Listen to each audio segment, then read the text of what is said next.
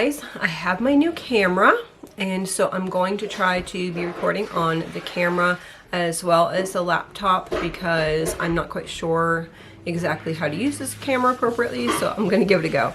And I look really pale because I haven't been feeling well, but I'm actually feeling a lot better today. And I have my coffee. Oh, that coffee after you like have had a head cold and feeling like Pooh Bear is always nice. So I thought that I have a couple of different videos that I actually want to work on. I'm working on something to do with the garden planning and those types of things. I need to work on that one. I've been working on my garden plan, so I want to talk to you guys about that. Today we are going to be talking about different styles of homeschooling and the styles that we choose and what Roadschooling is and what Worldschooling or travel schooling is and how to incorporate that into your life. So that's my main focus of today. So we also are going to be doing a video with all that food that I put on my, that I'm trying to use up, and do like a use it up food type video. We're going to do that one really soon. I'm really hopeful with this new camera that I'll be able to, so I have a laptop that I'm allowed to do 30-minute increment, up to 30-minute increments. And so I was doing my talking videos into that type. And so that's what I did. I did my talking videos into that. And but then what was happening is I would try to like piece together the pieces of the talking video, and sometimes it would just totally delete out. So I was not happy with the performance of that, because half the time, like when I was doing my colonial dresses, I was showing you step by step on how to do it, and then it just decided that it was going to freeze up and not do what I wanted to do, and then it deleted some of the videos off, and it was just really frustrating. And my iPhone is an old iPhone. It used to be my son's iPhone. I think it's an iPhone 7. I really have no interest in getting anything. I have no desire, because the iPhone 7 works, to get an updated iPhone, because I just don't have a use for, I don't know what an iPhone 7 to an iPhone 14 or whatever difference it would make to me, aside from the fact that it's really expensive to buy a new iPhone. The camera was kind of pricey, but I used to be into photography, and so and I also want maybe to get into photography a little bit. I have a couple daughters that really are into photography. So one of my daughters, who was interested in learning more about photography, she decided that she was going to try to buy a camera. So we just kind of went halves with this camera here to see if it would work for us. So that is what we are doing today. Is using this camera, and then she can use it and we can just share and mesh, and it will be great.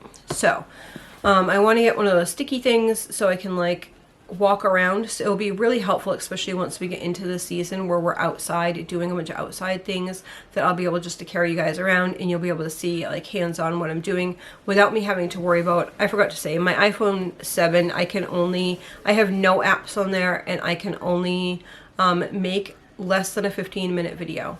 So like all the times that we were out in the woods, I would have loved to like set something up on a tripod and let you guys watch like what we were doing out in the woods. It just wasn't feasible because I only had that. So I'm really hopeful with this camera, and really grateful that the Lord allowed me to buy this, and we worked it out between each other. So that's kind of like how our homeschool is. It's kind of, I don't want to say that I'm an unschooler, because unschooling to me is more that you're not doing anything to school, but unschooling is so much more. Like unschooling is just giving your kids the opportunity to see what they want to choose to do, and to just go ahead and embrace that and do it for as long as they want to do it. Say they only want to learn something for 3 days, that's great. They learned it, they learned what they want to learn, and move on. I'll be honest, I got good grades until high school, where I got bored and I just found better things to occupy my time. And I don't remember most of the things. Most of the things that I know now are from homeschooling, because I've just learned from homeschooling my younger kids to homeschooling now. It's so different, and I'm hoping that like this video can help you guys to understand that it doesn't have to be school at home. It doesn't have to be a certain box that you're following. You need to do what's right for your family. And I really think that listening to what your children want and need is really important. If your children want to try to raise an animal, just go ahead and give them the reins and say, go for it.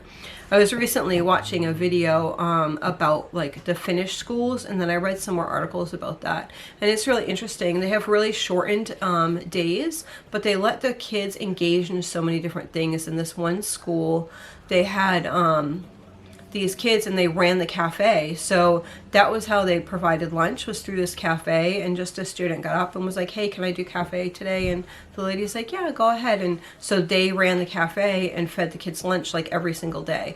Everyone, like, it was the kids and the teachers sat together and interacted together and spoke together, and it was really interesting. I need this afternoon coffee. It's so good.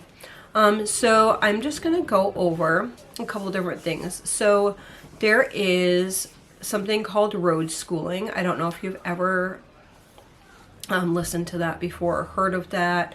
Roadschooling is basically where a family would like maybe get in an RV and they would travel across the country and visit different things. A lot of times with roadschooling, people still are doing school. A lot of times they have school hours. They're still doing, say, from 9 to noon or something like that. They're still doing school paperwork. They need to have the Wi-Fi set up. They need to have everything set up. And so they're doing paperwork schooling for a couple hours a day, and then they're just experiencing other things throughout the day. And that's a great option if that's what you want to do. There's also other road schoolers that unschool, and they use where they're going as a life lesson. So say they're going to the Grand Canyon, they're going to like teach all about the Grand Canyon, and then they're going to, you know, go to the Grand Canyon, and it's like hands-on experience. I bet now if you were asked to name like 5 places that you really enjoyed as a child, you could probably name those 5 places that you enjoyed. Say it was a family vacation or things that you did or whatever. You probably could name those things because they really made an impact on you. And I want what I'm doing to really make an impact on my children. And I'm so thankful that the Lord has showed me how to change over this way. I used to fight with curriculums, try to get my kids to sit there for a certain amount of hours a day. And not every child thrives in that environment. And that's okay. Everyone's different. We're all individuals, and we all need to learn in our own ways. And maybe we want to learn a lot about one thing and not so much about the other thing, and that's okay. Who's to say that one person needs, you know, algebra 2 and another person needs geometry? Who's to say that? Just the school system or the way things that are set up, they determine what your child learns at what time, and then they also determine how good your child is just by a score. But you know, a score on a test means nothing, really. I mean, it does for the school department. It does for their amount of funds that they get coming in, because if you're a low grading school, you get less funds overall. I'm not saying that that's all the time, but overall that's the case. So yeah, I'm not worried about tests. I'm not worried about that type of stuff. I'm not worried if somebody's behind or ahead, because I don't see things as ahead or behind. A lot of times when I have to give a grade for my children, I'm like, okay, I'll have to Google search like what grade is a 10-year-old in. You know, it comes up and it tells me what grade 10-year-old's in, because people like need to know what to put down on a piece of paper or something. But really, it's like that child can go way up here in some areas and way down here and way over here and way over here, you know, and it doesn't really matter. and what makes, you know, any type of career better than another type of career. You know, if a child wants to be a business executive, like, that's great. If a child wants to be, you know, a pastor, then that's great. If a child wants to sing inspirational music, that's great. If a child wants to be an artist, that's great. If a child wants to be a mathematician, that's, you know, whatever they want to choose. I really want my children to desire what they are choosing for their life. And to know that it doesn't have to be an end-all be-all. If they decide to choose to learn about, you know, say they want to learn Spanish, they learn Spanish, and they're like, okay, but I don't want to go anywhere with it. Okay, that's fine, you know, just let them choose and learn what they want. Okay, so lots of people want to know, actually, the way things work practically for our household. They're like, okay, that sounds great, but like, what does an unschooler actually do? Do you like sit around all day just twiddling your thumbs? Well, I think by some of the other videos, you guys can tell that we don't sit around twiddling our thumbs all day. The other day, we were butchering a pig. We are organizing pantry stuff. We are doing a bunch of stuff all the time. We also do reading. I'm available for reading certain hours during the day to teach reading. And the child, I'll ask, you know, kids like, are you wanting to do reading today? And they'll be yes or no, or maybe they want to do it long, maybe they want to do it short.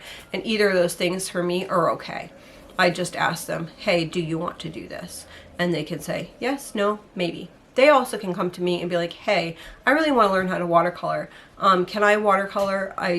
Can I use your phone and turn on a YouTube video and learn how to watercolor? Yeah, sure, go for it. So that might be something that they do for the day.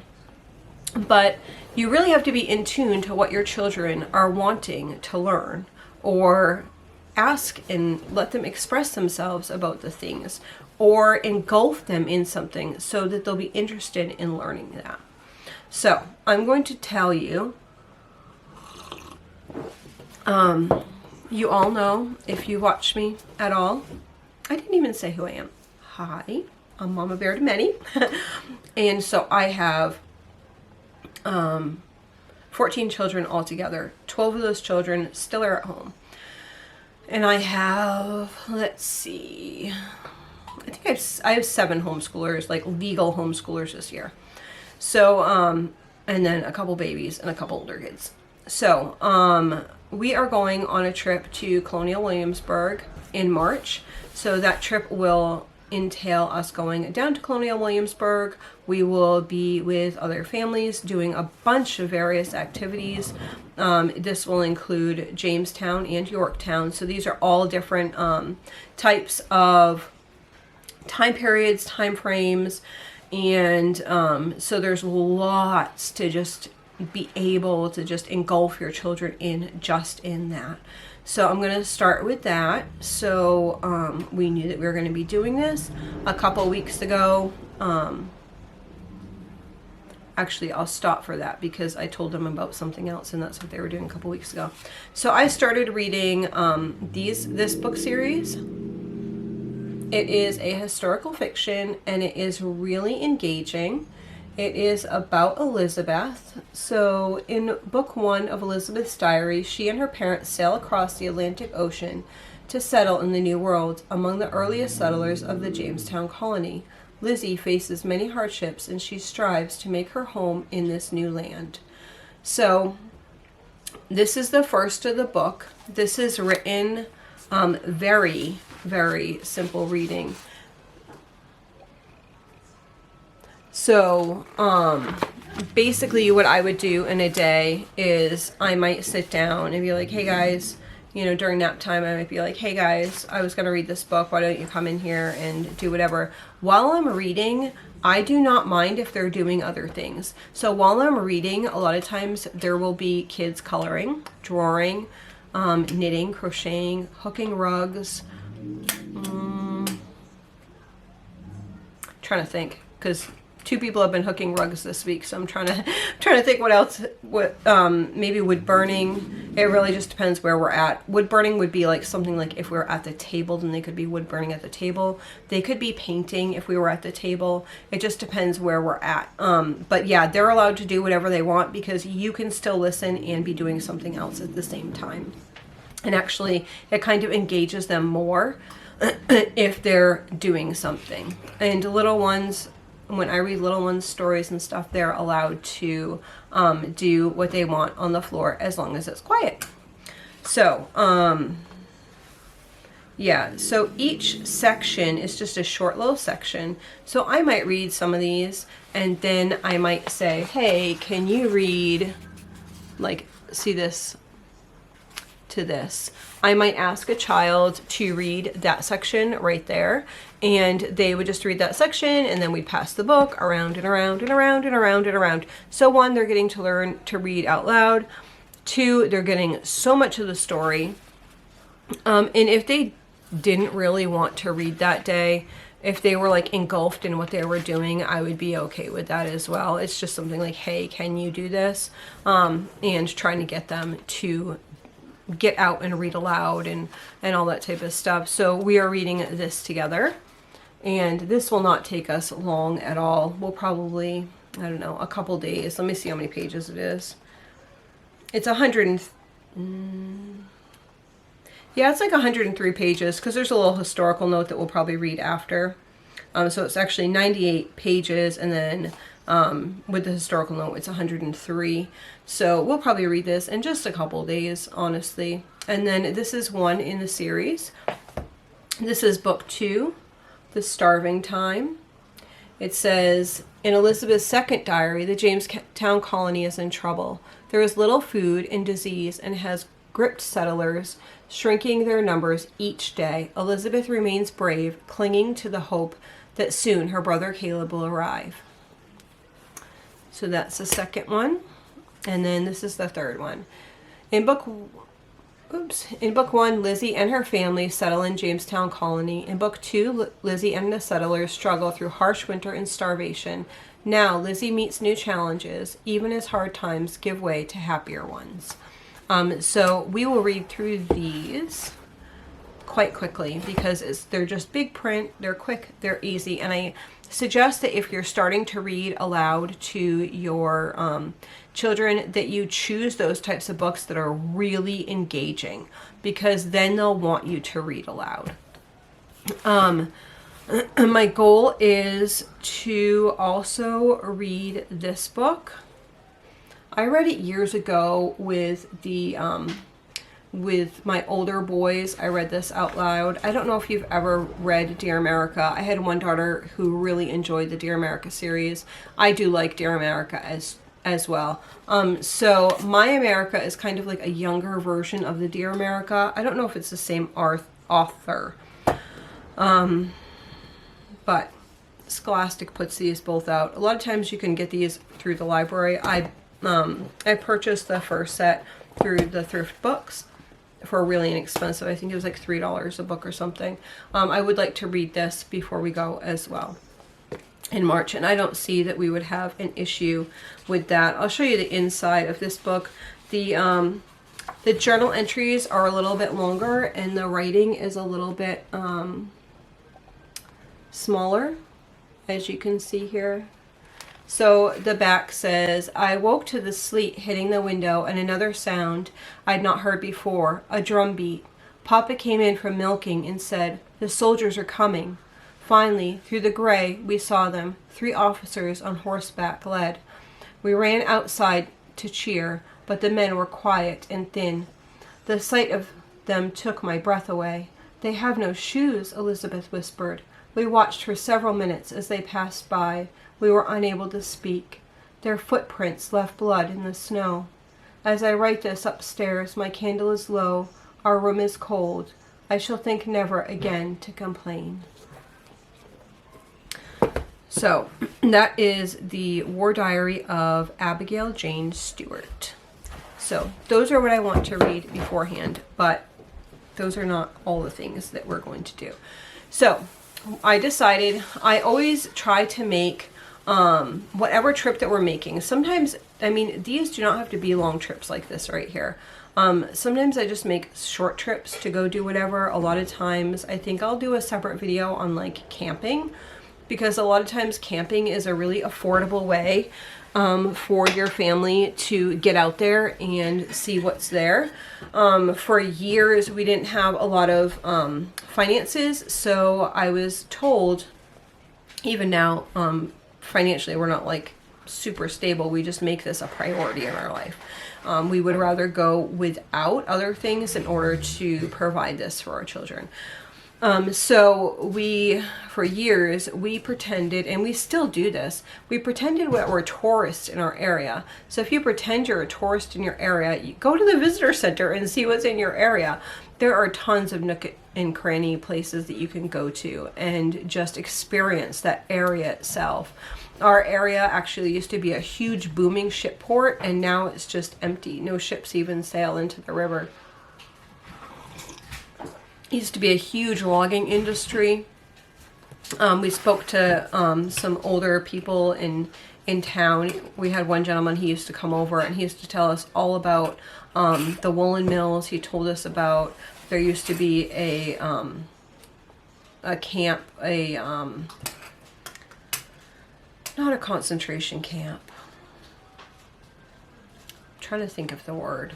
My brain is now. It was a German, I can't remember. I will remember. You know, as soon as I'm done with this video, I'm going to remember it. So if I remember it, I'll write it where I'm supposed to say it. Okay, so those are kind of like big kid type things. So my plan is I'm taking the ride down there is 15.5 hours from where we're at, which is a long ride. We're going to stop halfway. Our halfway point is on the way down. We are going to be going to New Jersey. We didn't want to stay in New York City. We're going to be staying in New Jersey, Jersey City, New Jersey, and then we want to go and do the Statue of Liberty. So, yeah, we're going to do the Statue of Liberty. So we're going to stay over. We're going to get there, stay over that night. The next day we're going to do the Statue of Liberty, and then the next day we'll leave out. And then we'll be heading towards Williamsburg. I think that time we're going to stop in Hershey, and then we're going to go down to Williamsburg. On the way down, I'm thinking that we're going to stop at the Hershey Free Chocolate World, where you can like tour the chocolate world thing for free. Obviously the Statue of Liberty is not free. Well, technically the Statue of Liberty is free. It's the ferry out to the Statue of Liberty that is not free. So we'll just decide where our budget is and if we're going to do that, or if we're going to take the Staten Island ferry and do that. So we shall see. I would love to, I think our goal is that we want to try to actually take the ferry out to the Statue of Liberty and at least get to the pedestal area of the statue. I know a lot of the younger kids can't go to the crown. Maybe some of the older kids would want to go to the crown. I'm not quite sure. So we'll have to see as time goes what we want to do with that. So we already booked, we booked rooms through booking.com, and we booked those rooms. We booked our last thing over Christmas through Booking, and we were very pleased. They had our stuff all ready. We went there. They gave us our stuff. They're like really pleasant. I was very happy with them. So I'm hoping that things are the same this time. It was very little like having to do at the front desk when we got there. So when you've been driving all day long, who wants to sit there and like have 1,000,001 things to do? So anyway, they were really pleasant. And for us, you know, it's more difficult because we can't just book like a room. We have to book like 2 or 3 rooms depending on the hotel that it is. So then on the way back, so we're going to Colonial Williamsburg, and then on the way back, we plan on stopping in Mystic, Connecticut and going to the aquarium in Mystic, Connecticut. So some of the things that I've just, over weeks, so not last week, but the week before, I just grabbed a bunch of books from the library that were all about the Statue of Liberty. So it was funny. One of the books was so old it says, "And the Statue of Liberty will be completed in 1965." So funny. So anyhow, yeah. So I got a bunch of Statue of Liberty things. It really told the kids so much about the Statue of Liberty, which I was so excited for. And just, I think that it's really cool because in so many ways it stood for freedom. And that really got discussions going on that side subject as well. So you never know where one thing that looks so cut and dry, black and white, is going to go, because we started to read about the Statue of Liberty and the kids were, I mean, I wasn't reading all the books. They were looking through the manuals. They were seeing how things were made. They were asking questions. And I didn't force them to read all the books. I read one of the books. I read the one that said 1965. Anyway, but it really got over the fact of like, this was, in a way, like an expression of freedom. And I think that's really like a beautiful thing too. And we talked about that a little bit, and like, where are we free in the United States? Like, we're free to, serve our Lord and Savior. Like, how cool is that? And how, other countries can't necessarily do that, and different things like that. Yeah, I mean, it's just, I think with unschooling, you're given this opportunity to just learn. There's no time frame. You don't have to, you don't have to learn about the Statue of Liberty for 5 days. You don't have to do it for 5 months. It's like, okay, if a side trail got us over here, then go over there. Go over there and see what's happening over there. If you're going for a walk and your plan on this walk is to, walk by the ocean and, look at rocks, but yet some creature comes out and is really interesting and the kids want to go on that, we'll go on it, I mean, it's life. Like, let's just be excited and be learning together. So there was a lot of things about the Statue of Liberty that I did not know. So yeah, we read all about the Statue of Liberty. That was really exciting. We also were trying to decide what we really wanted to do as a family.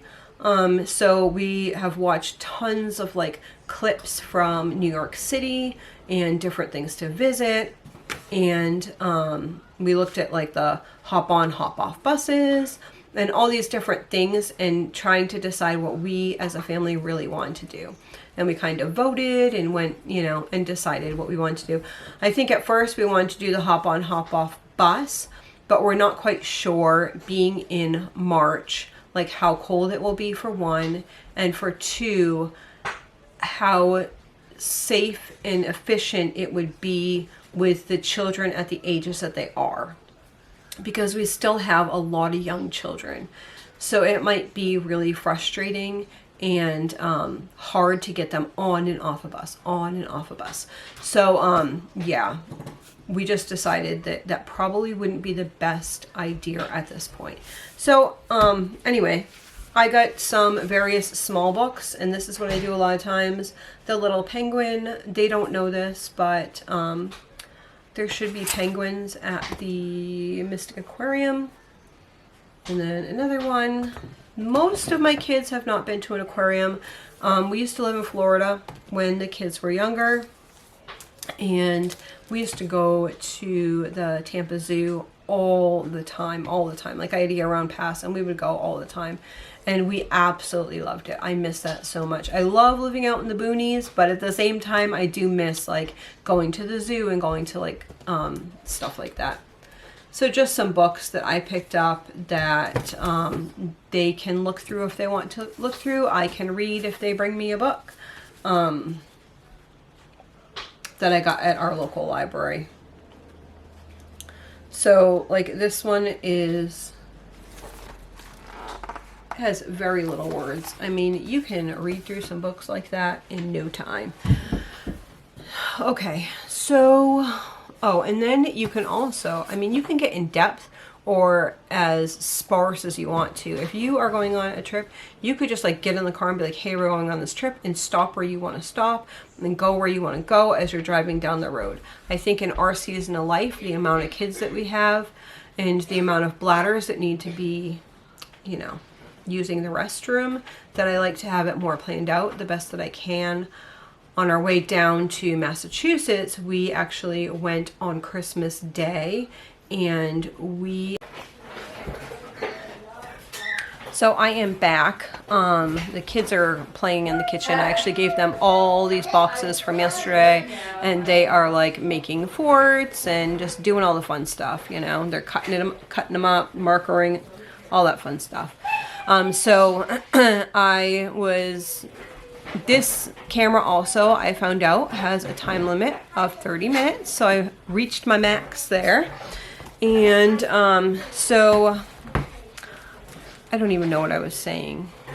Oh, so the bathrooms weren't working we're all closed down because it was Christmas and we didn't know where we could go. We ended up going 5 different places in order to finally find a restroom that would take us in to go to the bathroom. So I kind of like to have a general idea of around this amount of hours, there might be some bathrooms in this area, or like where their service stations are and that type of stuff. So I like to make little notes of that if I can at all possible. If at all possible. Okay, so I talked a little bit about road schooling, road schooling could be like doing school on the road, like doing school work on the road, as well as taking in like the outward type things, different activities. There's also world schooling, which is like exploring the world around you. People go to all different countries and that type of stuff. They experience. I find actually a lot more of the world schoolers are unschoolers or child-led learners, which is really kind of cool. I consider us like all of those in a certain way, or none of those in a certain way. So I think that we're like travel schoolers. I believe a lot in lots of hands-on schooling. I think road schooling is a great option if you can, but it doesn't mean that you can't do road schooling if you have a home, because we have a home, and I really think that you still can do that and you can still get the great parts out of it. You can go and plan trips and take that trip and learn what you can in that specific area and go from there. It can be as simple as going to the seashore, if that's by you, going to a lake, going to the mountains, wherever it might be. But just taking that opportunity to go someplace and to learn, visit museums, just look historical sites, just anything that you possibly can, and making it. You need hot cocoa? Well, it's not time for hot cocoa. It's almost time for supper. Look up there. Who's in there? Me. How do you do? So she has bedhead, can you tell? Yes. Okay. So I just say take the opportunity to go someplace and learn and to love on your kids, and they're going to learn so much more. They're going to learn so much more from being able to actually touch and feel and experience different things. I don't want you chanting. I'm looking for you. What did Mommy say? Papa did. I said I was looking for you. What does that mean? That means I'm looking. See? I found it. Do you want to go take it in the other room? Yeah. I have had the little phone. We have a couple phones that used to be my phones, and so I took the little phones that we used to have, and they're kind of kid phones now, and we put like different games on there. So she wants to play one of the games that's on the phone, and we're okay with that for now. Yeah, so I don't know. I think that it's just understanding your child, understanding that children need to play, understanding that children are going to learn a lot more if they can make it their own, whether it's reading a book that they can make their own.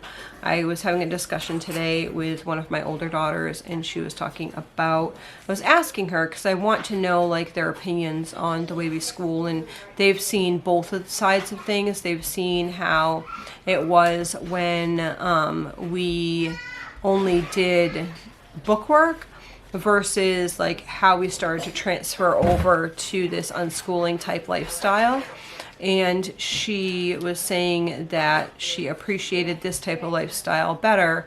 And one of the things that she did bring up too that I wasn't really thinking about was the books that we read are so much more enriching because it's not textbook style. Most people have struggle with reading things textbook style and actually like making that become their own in order to learn something.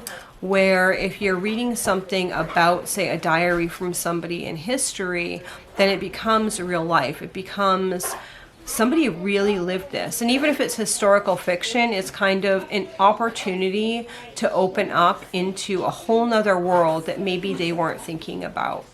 And, you know, if we read something about like the Revolutionary War, it's a whole opportunity for them to learn about the Revolutionary War. And then I'll find if I'm reading that out loud just for fun or whatever, has nothing to do with what we're doing, you know, they may be the next week looking for Revolutionary War books at the library because they're choosing to learn more about that. So I think that's it's really hard to explain unless you've ever lived like a homeschooling lifestyle what exactly it is and how exactly it works. But I'm hoping that if I can share these little tidbits on how we do homeschool and how unschooling or child-led schooling is an intricate part of your daily life, that you can better understand how people learn. And it doesn't mean that like kids can't use textbooks or anything like that. It's just different. And I think when I'm looking for information, I like to know like the practical side on like how people apply that to their lives. So this is just like one way that we apply these things to our lives. So if you have any questions or comments, please leave them down below, and I would love to answer them. Thanks so much. Bye.